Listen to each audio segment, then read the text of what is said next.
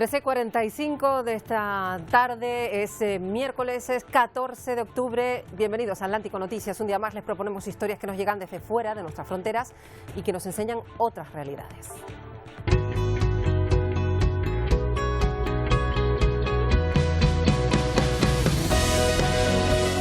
La historia de esta mujer es Mayelín Vergara. Lleva 20 años luchando contra la explotación sexual infantil en Colombia y por esa labor acaba de recibir el premio internacional NANCE, lo otorga ACNUR y se le considera el Nobel de los Derechos Humanos.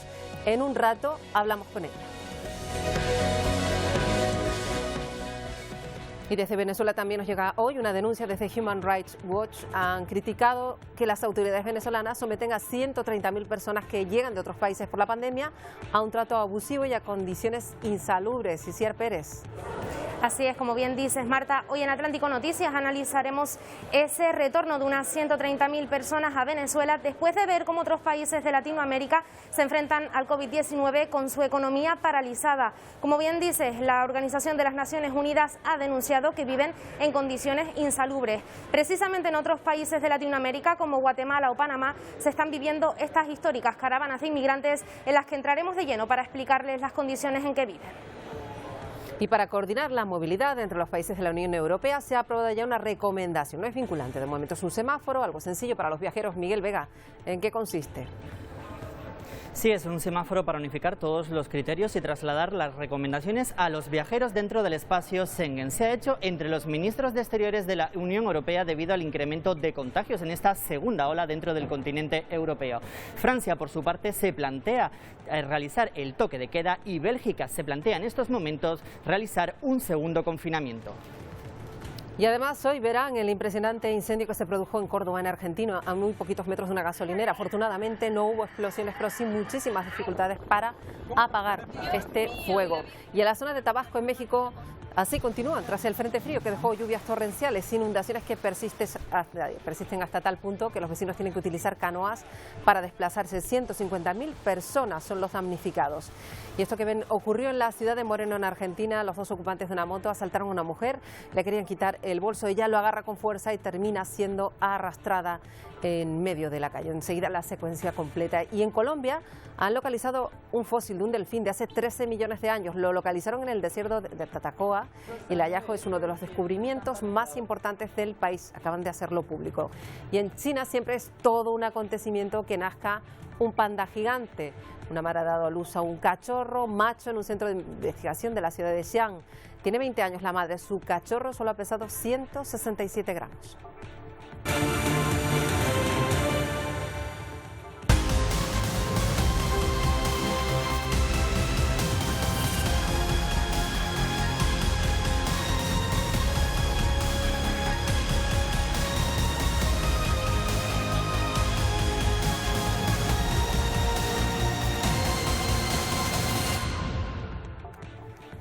Pues enseguida vamos con estos asuntos, pero antes miramos a Madrid porque allí continúan los contactos entre la comunidad y el Gobierno del Estado. Se analiza, se mira con detalle esos datos de bajada de contagios. Silvia Mascareño, ¿cuál es la última hora? Sí, en Madrid continúa el enfrentamiento entre el Gobierno central y el de la comunidad a cuenta del estado de alarma, de su duración, de los criterios para decretarlo y también de las pruebas realizadas en las últimas semanas. Pero parece que hoy da un pequeño respiro porque el vicepresidente del Gobierno regional, Ignacio Aguado, afirma que ayer el ministro de Sanidad, Salvador Illa, le confirmó que ese estado de alarma no se prolongaría más allá del 24 de octubre, aunque los datos y el índice de contagio acumulado de los últimos 14 días sigue siendo altísimo, y todo mientras se mira de reojo la situación en Cataluña, donde se acaba de tomar una decisión muy dura. Se cierran los bares y restaurantes durante 15 días, se reduce el aforo en centros comerciales y en gimnasios y también se paralizan las clases presenciales en la universidad, todo para frenar el avance de la pandemia. También para retomar los viajes entre los países europeos es crucial que se unifiquen los criterios. Es de hecho el primer paso que se da, una recomendación que ya se ha aprobado, que de momento no es vinculante y es muy sencillo, un semáforo que avisa del nivel de contagio al que se podrían exponer los viajeros, Miguel. Sí, en una reunión entre los ministros de Exteriores de la Unión Europea han acordado realizar esta unificación de criterios y también recomendaciones a todos aquellos viajeros dentro del espacio Schengen. Aquellos países que estén en verde significan que tienen menos de 25 casos por cada 100.000 habitantes y el 4% de las pruebas PCR, menos del 4% de las pruebas PCR son positivas. El siguiente color es el naranja, significa que tienen entre 25 y 150 casos por cada 100.000 habitantes y también menos del 4% de positivos en el total de pruebas PCR. El color rojo son aquellos países que superen los 150 casos por cada 100.000 habitantes y más de 4% de positivos dentro de las pruebas PCR. Pero en esta ocasión se añade un color adicional: aquellos países que no aporten la suficiente información y también tan solo hagan 300 pruebas PCR a la semana se tendrán el color gris. Y hay muchos países, mientras tanto, que viven esta segunda ola de contagios de forma muy diferente, ¿verdad? Sí, por ejemplo, República Checa, con 8.000 nuevos contagios en las últimas 24 horas, se cerrará restaurantes y colegios en las próximas 2 semanas. Francia se plantea decretar el toque de queda después de cerrar todos los locales de ocio, bares y restaurantes. Incluso París está en máxima alerta. Reuniones de tan solo 6 personas y se prohíben todos los deportes comunitarios en Italia y se mantiene el uso obligatorio de mascarillas, pero países como Rusia, que cuentan con más de 14.000 contagios en el último día, no se plantean poner medidas en las próximas horas. En los que sí lo van a hacer serán los alemanes, que en estos momentos mantienen una reunión muy tensa dentro del gobierno para decretar medidas, sobre todo en su ciudad, en su capital, en Berlín, debido al incremento de contagios en las últimas horas. Pues enseguida nos vamos a Berlín para hablar de este asunto. Y la farmacéutica estadounidense Eli Lilly también ha pausado el ensayo de su vacuna. Ha dicho que lo hacen por seguridad, sin dar ningún detalle más por el momento. Y de vacunas, también Noruega ha anunciado que va a distribuir de forma gratuita la vacuna a los habitantes de su país cuando una de las que están en fase de ensayo esté ya disponible. Además, esta va a aparecer, de hecho, en el programa, dicen, de vacunación nacional. La compra sería a través de la Unión Europea y de acuerdo con las compañías farmacéuticas. Recordamos, Noruega tiene el nivel de infección más bajo de toda Europa. Y mientras en México también se ha formalizado la compra de unas 77 millones de dosis de la fabricada por Moderna, que va a llegar al país según las previsiones de marzo a agosto de 2021. Se quiere tener allí casi 200 millones de dosis para llegar a los 116 millones de habitantes de México. Y en Colombia, el Laboratorio de Salud Pública incorpora unos robots para analizar las pruebas de la COVID-19. Con esta nueva infraestructura se garantiza ahora la realización de 4.500 pruebas diarias en ese país. Los detalles nos los cuenta Juliana Gallego. Acabamos de entrar a un espacio donde los medios de comunicación no habían llegado antes. Este es el laboratorio distrital y aquí no se había entrado porque llega el virus vivo. El alma y nervio del sistema de diagnóstico de Bogotá hoy estrena equipos para robustecerse de cara al nuevo tiempo de pandemia que se avecina en la capital. Así es el proceso. Se saca el hisopo y acá se resuspenden las células. Dentro de las células se encuentra, si está el paciente positivo para COVID-19, se encuentran las partículas virales. Después de tomar la muestra, empieza el paso a paso con los nuevos robots, un procedimiento que antes podía tardar de forma manual 1 hora y media. En este equipo él tarda más o menos unos 45 minutos para sacar el eluido, que es el que pasa a PCR para análisis. Ya en el paso 2, la muestra pasa a los segundos robots, conocidos como termocicladores, donde se finaliza el proceso. El secretario de Salud de Bogotá aseguró además que con estas nuevas adquisiciones la ciudad está preparada para un segundo pico de la pandemia y, ojo al dato, hasta un tercero. Los laboratorios de las universidades también seguirán funcionando, permitiéndole a la capital procesar diariamente alrededor de 12.000 pruebas COVID-19.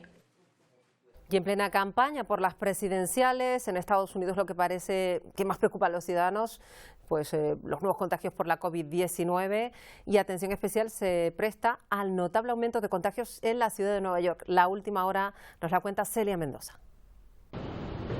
Las hospitalizaciones han aumentado por coronavirus en Nueva York, esto mientras se registra un significativo incremento en los casos de COVID-19, lo que ha provocado que el gobernador Andrew Cuomo restablezca las zonas de contención en algunas áreas y cierre de las escuelas en zonas específicas.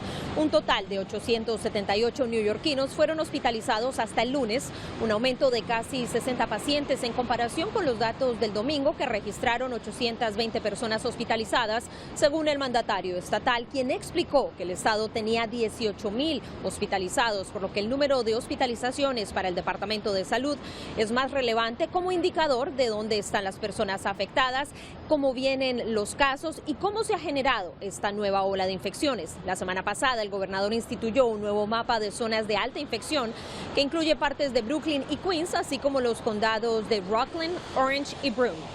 Se han establecido zonas rojas, naranjas y amarillas, donde las tasas de infección por virus se han disparado a 2 dígitos, superando la tasa de infección acumulada en todo el estado, que se había mantenido en el 1% durante varios meses. En el estado, 25.587 personas han muerto por coronavirus, según el Departamento de Salud, desde que empezó la pandemia. Informó Celia Mendoza, de La Voz de América, desde Nueva York, para Televisión Canaria. Eso en Norteamérica. Seguimos mirando qué pasa aquí en Europa, y estos días ya saben que estamos recogiendo las impresiones de muchos canarios que viven la pandemia en otros puntos del continente. Hablamos hoy con Nino Díaz, es músico y también vicepresidente de la Asociación Canarias en Berlín, y nos atiende desde la capital. ¿Qué tal? Buenos días.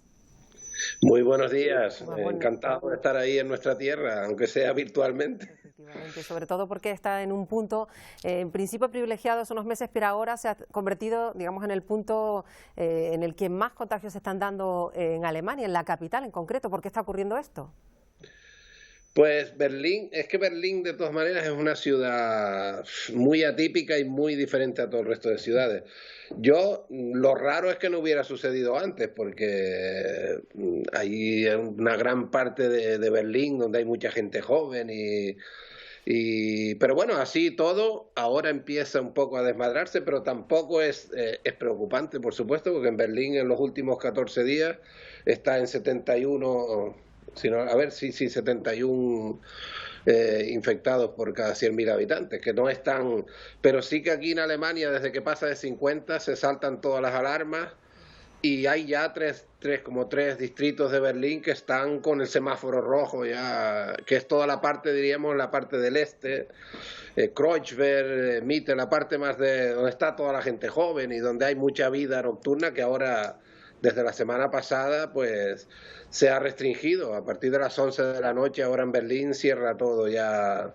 Toda la vida nocturna de momento está paralizada. Claro, y eso se nota, imaginamos, Nino, porque ha cambiado la forma de vida de los berlineses, una ciudad tan abierta, tan turística. ¿Qué es lo que nota de diferente en las últimas semanas ahí? Yo realmente no se nota. La pandemia realmente aquí tampoco se ha notado mucho, porque las restricciones han sido bastante más, diríamos, más laxas que en España. La mascarilla, por ejemplo, en la calle no hay que ponérsela nunca, simplemente en los sitios cerrados, en las tiendas, en los restaurantes, las cafeterías, en el interior, en las terrazas, no, por la calle tampoco. La cifra de nuevos contagios diarios rebasó este martes los 4.000 casos. Entonces, lo que nos está diciendo Nino es que el uso de la mascarilla en principio no es obligatorio. Eso sí, nos gustaría saber también cómo están funcionando los colegios, que son elementos esenciales para que el día a día discurra. ¿Ha habido algún problema en escuelas o están funcionando con total normalidad? Sí, las escuelas, bueno, claro, aquí los colegios empezaron en agosto, la primera semana de agosto empezó el curso. Y a las pocas semanas habían ya muchísimos colegios cerrados. Ya a mediados de agosto estaba, sobre todo en algunos estados.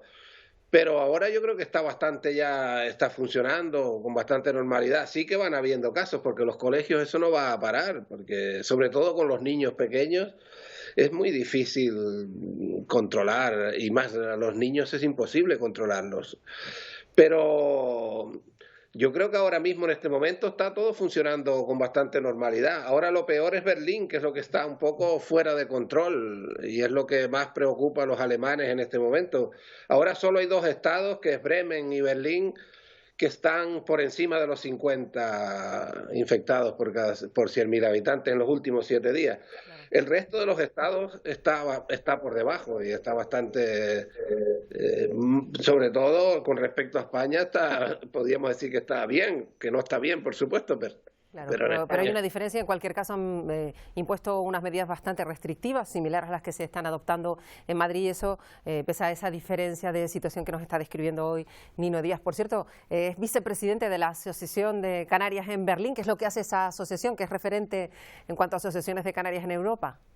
Sí, pues esta asociación además es de las más antiguas. Ahora queríamos empezar a celebrar el 20 aniversario justo este noviembre, porque el noviembre de 2021, el año que viene, se cumplen los 20 años de que la asociación está constituida como tal, aunque ya empezó casi un año antes. Es una asociación muy particular, no es la típica Casa de Canarias que podemos tener en la cabeza, porque esto ha sido siempre una asociación muy abierta. Han habido siempre tanto socios alemanes como canarios, hay socios del resto de España, incluso de Latinoamérica. Ha sido siempre un espacio de encuentro muy abierto, yo creo que muy representativo de lo que es la sociedad canaria, un espacio de encuentro abierto a todo el mundo, diríamos. Claro. Bueno, pues esperemos que puedan seguir con su labor, con su día a día, y que poco a poco los alemanes sigan adelante esa buena senda que se han marcado, pese a esos datos que nos marcan a Berlín como una de las capitales en las que hay que tener cuidado ahí en Alemania. Nino Díaz, un placer que haya atendido a Atlántico Noticias. Gracias. Muchísimas gracias a ustedes, un placer. Bueno, pues dejamos Berlín y nos vamos ahora a mirar a Corea del Norte, donde se ha rendido homenaje a las tropas que han luchado contra la pandemia durante estos meses.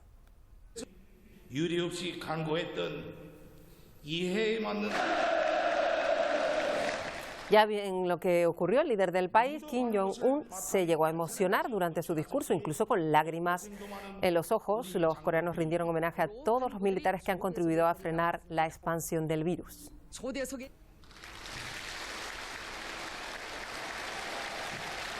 Y en Paraguay analizan cómo reabrir sus aeropuertos con todas las garantías de seguridad. Los vuelos comerciales se retoman, lo van a hacer el 21 de octubre y les preocupa mucho en ese país que no se hagan las pruebas de detección.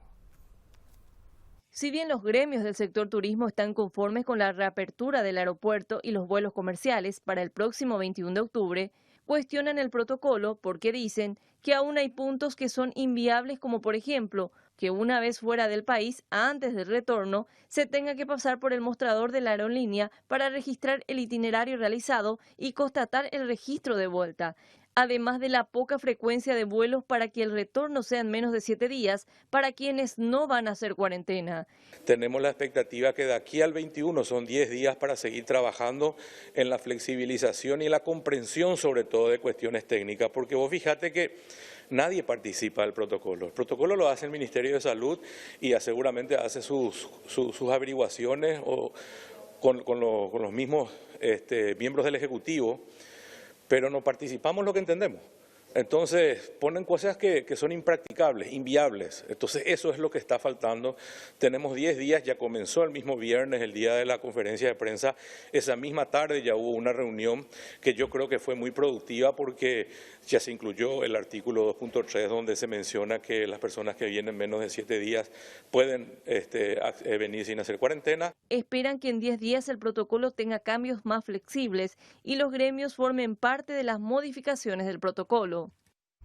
Y alcaldes de Perú creen que las playas son zonas donde se puede producir un contagio masivo y por eso han pedido que sean cerradas. Denuncian ante el Consejo de Ministros que el pasado domingo unos 15.000 bañistas acudieron a la costa y no cumplieron con las medidas de seguridad. La propuesta se plantea que el acceso a las playas sea solo para deportistas y por tiempo limitado. Vamos a mirar un día más aquí en Atlántico Noticias a Venezuela porque según Human Rights Watch, las personas que están regresando a ese país porque no encuentran trabajo a donde se habían ido tienen que pasar una cuarentena en condiciones muy complicadas. Y sí, cuéntanos.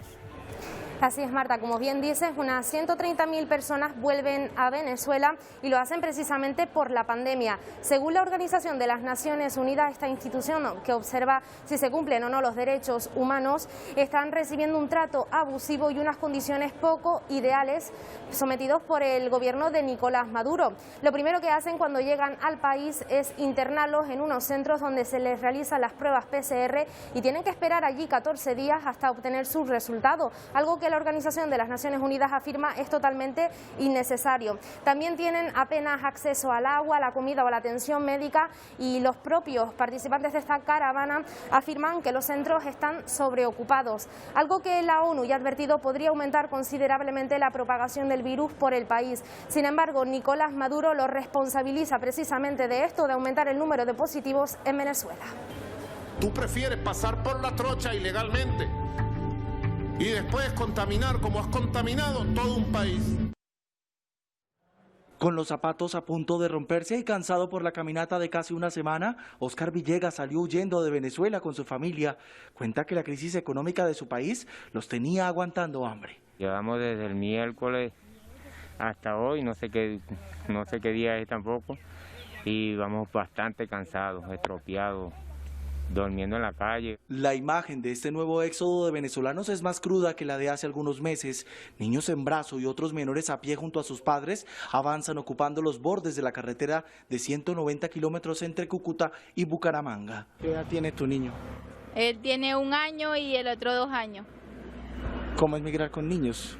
Bueno, a todo riesgo, yo me vine a todo riesgo, con tal de que mis hijos no pasen hambre. Muchas personas jóvenes que retornaron a su país por la cuarentena volvieron a Colombia, pero ahora en compañía de sus familias están decididos a no regresar. Porque la vaina está demasiado brava en Caracas y tuvimos que, por mis hijos, tuve que venirme pues, por ellos. Hemos evidenciado grupos familiares en los cuales ya se nota bastante la presencia de niños. Bucaramanga está en alerta máxima por el nuevo éxodo de venezolanos. La alcaldía habilitó un centro de atención integral para los niños que están llegando. Tenemos dispuesto un espacio seguro con alimentación, entre otras, para que los niños y niñas de la población que se encuentra en tránsito y estén durante algunos días en nuestra ciudad. A pesar de que la frontera permanece cerrada, al menos 400 migrantes diariamente logran cruzar al país por las trochas y avanzar por las vías de los Santanderes.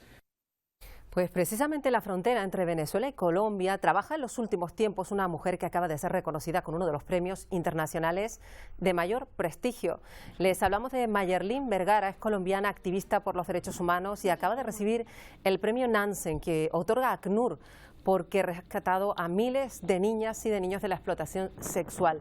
Este reconocimiento se le conoce como el Premio Nobel Humanitario y reconoce la inmensa labor que durante décadas ha realizado para erradicar la violencia que se ejerce contra los menores y también la tolerancia social que durante mucho tiempo se ha tenido ante estos terribles crímenes. También se dedica a ayudar a las víctimas. Y tenemos la suerte de que Mayerlin Vergara nos atienda desde Colombia. Muy buenas tardes desde Canarias. Buenas tardes a todos los oyentes. Es un honor poder compartir con ustedes este espacio. Sobre todo darle la enhorabuena por este premio tan importante que le reconoce tanto trabajo. Imaginamos, Mayerlin, que fue muy complicado cuando usted empezó a rescatar, a ayudar a estos niños que eran sometidos a abuso sexual, nada menos, a trata de personas. ¿Ahora es más fácil trabajar en este empeño? Bueno, lógicamente siempre cuando se inician los procesos es más complejo. La Fundación Renacer tiene 32 años de existencia, yo tengo 20 años siendo parte de la Fundación Renacer y han sido muchas las luchas porque es un trabajo que no se realiza solamente desde una organización no gubernamental, sino que se necesita el esfuerzo y la articulación con todos los sectores, con el gobierno, con la empresa privada, con las comunidades, porque la explotación sexual no conoce etnia, ni género, ni sexo, ni nacionalidad. Desde hace ya 2 años estamos acá en La Guajira, en la frontera con Venezuela, y estamos atendiendo a los niños y niñas y adolescentes víctimas de explotación sexual y trata. el 50% de ellos colombianos y el otro 50% refugiados inmigrantes. Claro, es importante esto que dice Mayerlin, porque a lo mejor podemos pensar que esto pasaba hace algún tiempo, que esto se ha ido solucionando. Desde la óptica europea se tiende a dar la vuelta a estos temas tan duros, sin embargo están pasando, a día de hoy lo está viendo usted en su trabajo diario. Sí, y son diversas las dinámicas de explotación sexual. Uno puede encontrar, por ejemplo, la trata de personas, niñas captadas en el exterior, en este caso, por ejemplo, en Venezuela, trasladadas hasta acá y explotadas sexualmente, pero también hay otras modalidades en diferentes ciudades de Colombia y de diferentes países de Latinoamérica. Hay explotación sexual asociada a viajes y turismo, asociada al contexto minero energético, en las comunidades. Hoy día uno encuentra a las víctimas de explotación sexual en las instituciones educativas y son explotadas sexualmente y contactadas a las afueras de los colegios. Y aún más preocupante y algo que se ha profundizado es la explotación sexual en el contexto digital, en el entorno digital. Los abusadores y los explotadores están contactando a las niñas y a los niños y a los adolescentes a través de las redes sociales. Está claro que es un fenómeno terrible, una de las peores lacras sociales que todavía hay que combatir ahora por lo virtual. En su momento, Mayerlin, usted fue también encargada de articular esos programas en los que involucró a la sociedad, involucró a los empresarios turísticos, que tuvieron también que dar un paso adelante para no consentir algo que era hasta socialmente tolerado, como era que se utilizara a niños con fines sexuales. Así es, y fue un trabajo arduo, pero se logró. Hoy día hay más de 300 empresas turísticas en Colombia certificadas con The Code, que es un código de conducta internacional para prevenir la explotación sexual, y se materializa esto en las denuncias. O sea, los empresarios, los hoteleros con sus colaboradores están denunciando la explotación sexual, y eso, digamos, es un gran alivio, porque no solamente ellos, sino también aquellas personas que trabajan en la informalidad, el que atiende al turista en la playa, el taxista, la señora que vende las frutas. Con ellos también trabajamos a través de una estrategia maravillosa que es La Muralla Soy Yo. Efectivamente, este es un premio que está dotado económicamente con una cantidad muy importante. Imaginamos que ya tiene claro Mayerlin a qué va a dedicar este dinero que se le otorga con este galardón tan importante.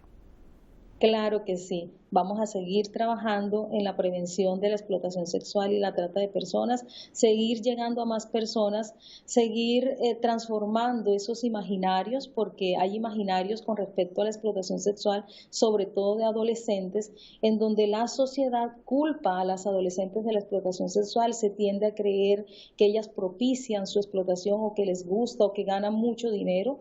Entonces, estos imaginarios aplazan la denuncia y la prevención, y es necesario seguir formando y seguir sensibilizando a las comunidades para que sean ellos nuestros grandes aliados. Seguir trabajando para los niños que tienen en esa fundación, en la que trabaja en el día a día. ¿Cómo se puede ayudar a estas niñas, a estos niños que llegan desde tan jovencitos, tan rotos, después de haber sido sometidos a abusos de ese calibre? ¿Se puede ayudar a que sean adultos que a su vez ayuden a los demás?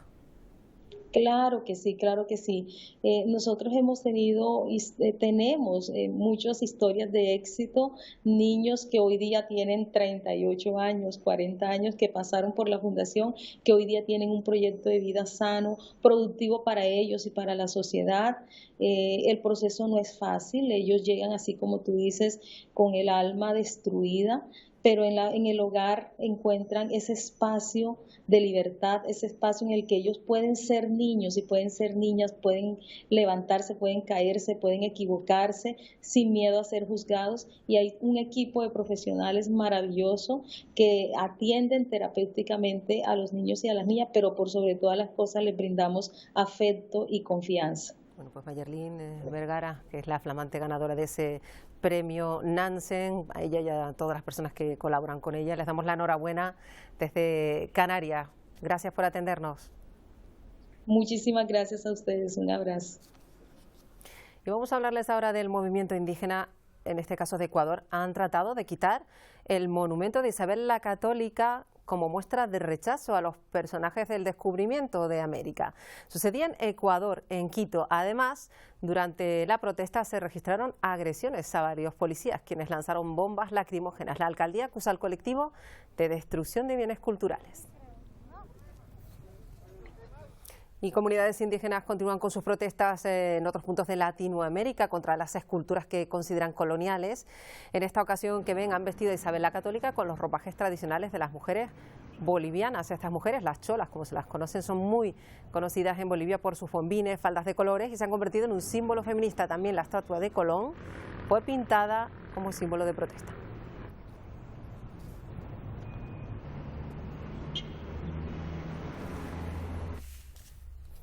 Y van a ver ahora el incendio que ocurrió a tan solo unos metros de una gasolinera. Esto fue en Córdoba, en Argentina. La zona no descansa de incendios. Desde hace más de un mes ha habido incendios, sobre todo por la sequía, el viento y las altas temperaturas. Jimena Pérez nos cuenta los detalles. Nos encontramos en la provincia de Córdoba, una de las provincias más azotadas por los incendios. Lamentablemente han sido imágenes dramáticas en estas últimas 3 semanas. Miren lo que va dejando el fuego a su paso.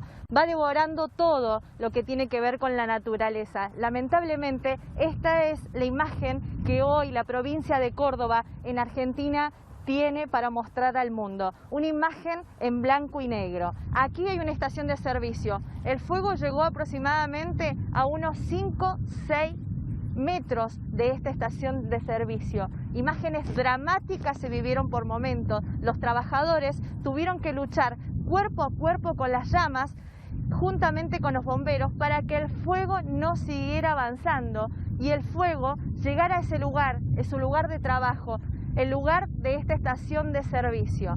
Si el fuego llegaba ahí, era una explosión, iba a ser una situación dramática y muchas personas podrían haber perdido su vida.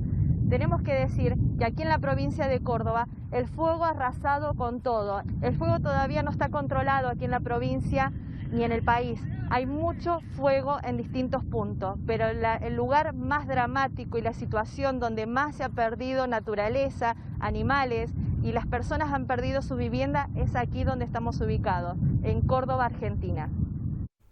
Y van a ver lo que ocurrió en Moreno, también en Argentina. Lo van a ver al fondo de la imagen. Los ocupantes de una motocicleta asaltan a una mujer para quitarle el bolso, pero ella se agarra a él con fuerza y termina siendo arrastrada.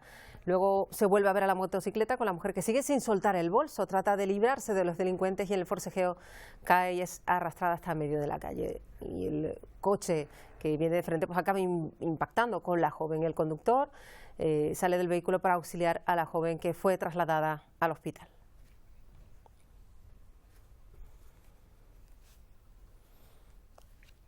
Y siguen apareciendo restos bélicos de la Segunda Guerra Mundial. Van a ver estas imágenes. Pues el momento de la explosión de una bomba jamás encontrada en Polonia, más de 5.400 kilos de explosivos. La detonación fue controlada, pero por seguridad tuvieron que ser desalojadas casi 1.000 personas de un área cercana al canal de Piast. Nadie resultó herido y ninguna infraestructura dañada. De nuevo hay que hablar del huracán Delta, que sigue con su paso firme hacia la costa sur de Estados Unidos. Miles de residentes, de hecho, de Luisiana están huyendo de la posible furia de este fenómeno meteorológico. Por segunda vez en poco más de un mes, un fenómeno meteorológico hará su entrada por las costas de Luisiana este viernes, con vientos sostenidos de sobre 180 kilómetros por hora. El huracán Delta ya se deja sentir en el litoral, donde se pronostican marejadas ciclónicas de hasta 3 metros de altura. Solo esperas lo mejor y te preparas para lo peor. Quiero decir, va a haber alguna preocupación, no importa lo que pase. Pero ya lo hemos pasado antes. En Lafayette, una de las ciudades más pobladas dentro de la zona de potencial impacto del huracán Delta, residentes y comerciantes resguardaban este jueves viviendas y propiedades, mientras miles huían del peligroso fenómeno meteorológico, atestando la principal autopista que conecta a Luisiana con el vecino estado de Texas. Grecha Ríos estuvo casi 10 horas atrapada en el tráfico en su trayecto hacia Houston desde Lake Charles. La orden mandatoria de salir fue como de una noche a la mañana, fue algo bien rápido y que mucha gente no esperábamos. Se estima que en Lake Charles unas 8.000 personas todavía viven en hoteles debido a la devastación provocada por el huracán Laura a finales de agosto. Hemos sobrevivido, ya sabe, cosas peores. Creo que vamos a estar bien. Hemos hecho esto antes. Se pronostica que el fenómeno atmosférico depositará hasta 38 centímetros de lluvia entre la tarde de este viernes y el sábado, con el potencial de producir peligrosas inundaciones. Y mientras la atención estaba en el huracán Delta, en la península del Yucatán, en Tabasco, en México, un frente frío ha dejado más de 150.000 personas damnificadas. Como ven, incluso en las calles han tenido que desplazarse navegando en canoas. El exceso de agua de la presa de las Peñitas provoca esas importantísimas inundaciones días después del paso de ese frente frío. Y muy graves también las inundaciones que se registran en Vietnam y en Camboya. Más de 50 personas han muerto a consecuencia de la fortísima lluvia. Además, se busca a otras 12 desaparecidas en estas riadas.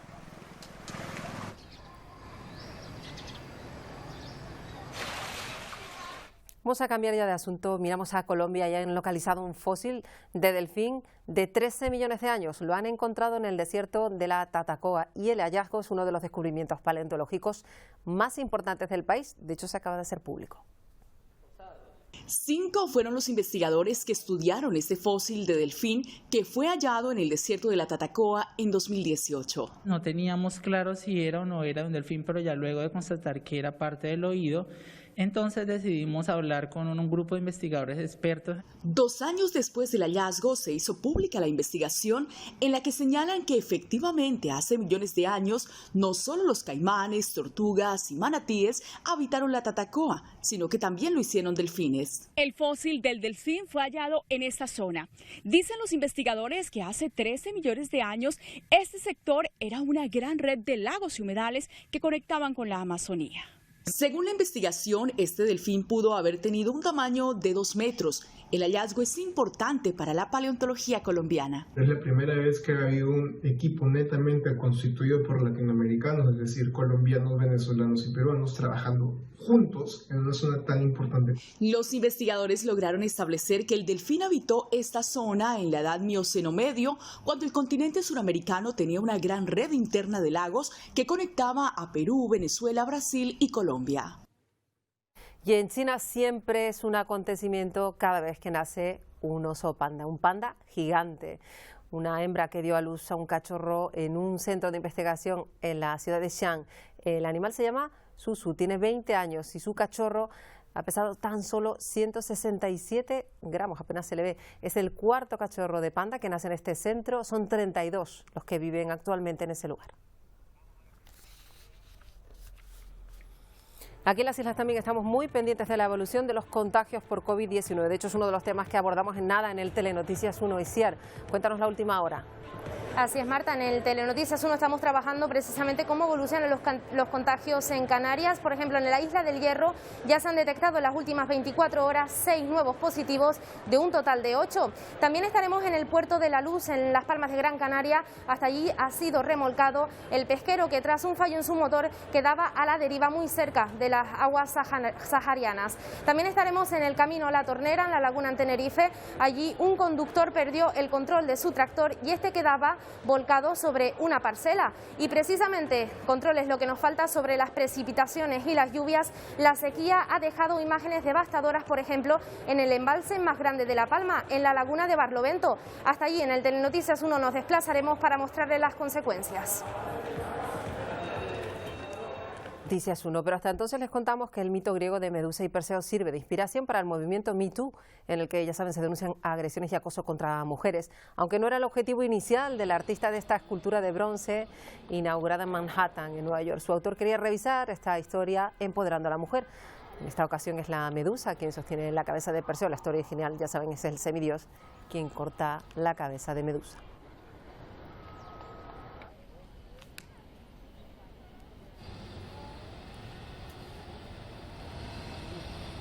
Queda poco tiempo para el Día de los Difuntos. En México, ya saben, es una de sus fiestas de mayor arraigo, se considera por la UNESCO Patrimonio Cultural Inmaterial de la Humanidad y ya empiezan a prepararla.